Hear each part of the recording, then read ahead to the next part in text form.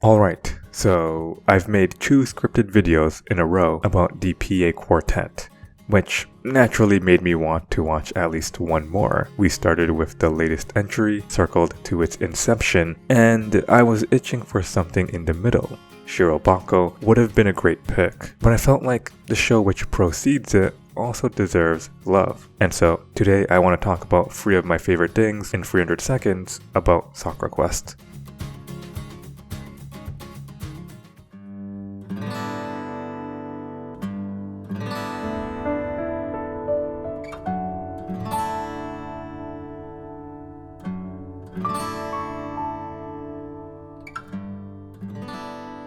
I want to start by highlighting the show's historical and practical context. Sakura Quest is a wellspring of knowledge for tourism and anthropology. For example, the show's concept is based in micronations, when a state asserts sovereignty but lacks formal international recognition. We have places like the Kingdom of Redonda, Tavalara, and of course, the Kingdom of Chupacabra. Being able to trace the origins of Sakura Quest not only gave it a sense of gravity and severity, but made me really appreciate how much thought they put into the setting. We can see this continued with cultural anthropology, where we have a whole arc about a professor who's living in Manoyama for research. This process is known as participant observation, where researchers live in different societies to gather cultural information.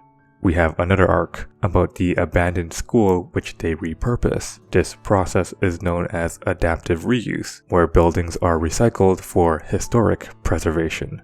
There were a plethora of ways the show invited me to think with it, whether it was within tourism or culture. While watching, it was hard not to stop and think about the implications of what it wanted to say, about how all of these ideas fit as a whole, and how many of this can be seen today. It was as much entertaining as it was educational.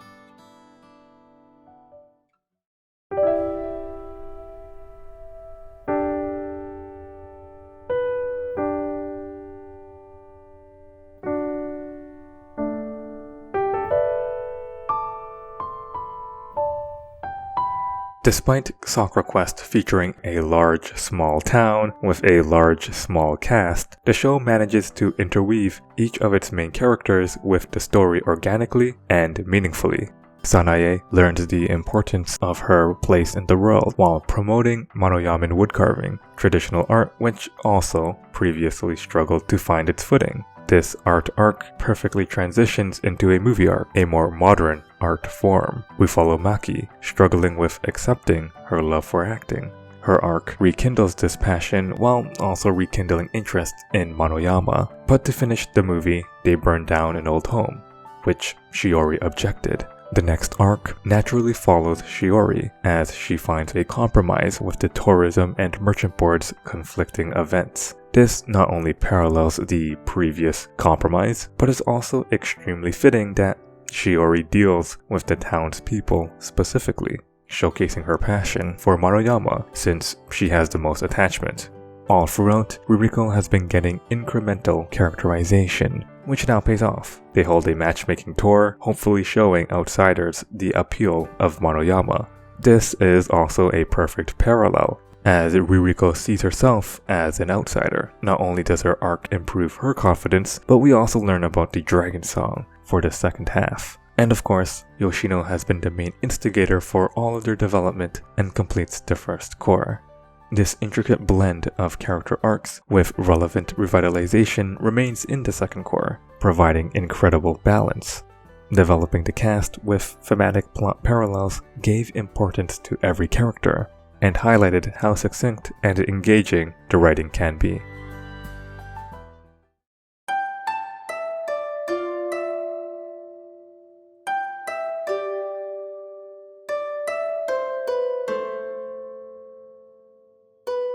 Sakura Quest, by all means, is a grounded drama based in realism. Sakura Quest is also a show about cryptids, monarchy, and folklore. All of these aspects are incredibly important to the overall charm and soul of the show. A cursory glance at the episode titles reveals the fantasy atmosphere Sakura Quest wants. Even the show's name mimics other fantasy works. Layering this fantasy into realism makes the show dynamic. It's a dying rural town where everyone is miserable because of an inevitable loss of culture, but the fantasy makes it an endearing filter. They aren't just employees of the tourism board, but ministers of a kingdom. They aren't just gathering festival objects, but sacred treasures. In a strange way, SakuraQuest makes learning about a dying town fun and inviting. Of course, it's fully aware of how ridiculous and silly these elements are, and yet these elements are also taken seriously. Ruriko is an occult enthusiast, and they have a dedicated arc to cryptid hunters. The folklore is treated as a core part of character and plot development by teaching the townsfolk how to embrace themselves and outsiders. There are stakes involved to why the kingdom of Chupacabra even exists, being a response to their dying town. There are stakes involved to the sacred treasures and what happened to them, being tied to a traditional festival which died due to youthful rebellion. It's fun and goofy, but it never forgets what it's about and why we should care. SakuraQuest is a grounded drama about a community threatened out of existence and its unlikely saviors, but it's also lighthearted.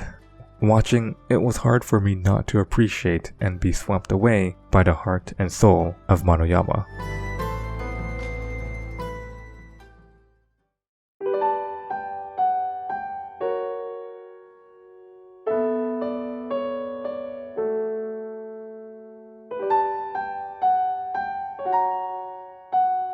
This was my second time watching SakuraQuest, and it was, as you can guess, better than I remembered. It's such a rich show, steeped in tight character writing, brandished across a level of realism and goofiness that made it inviting and complex. There was so much more I wanted to say with every point, and it really pained me to fit everything in a self-constrained gimmick requirement of having 3 favorite reasons in 300 seconds. But regardless of how much was left out, I know that if I ever want to come back, SakuraQuest will always welcome me back home. And that was the end of the video. I honestly did have a lot I wanted to say about SakuraQuest, but yeah, there was no way I could have fit everything I want to say in this little time frame. Maybe in the future I'll do like a follow-up or like a second part where I expand on some of the stuff I couldn't talk about in like a more casual, like less edited, formatted way. I think that would be an interesting idea, but who knows. But yeah, thank you for watching and I'll see you next time.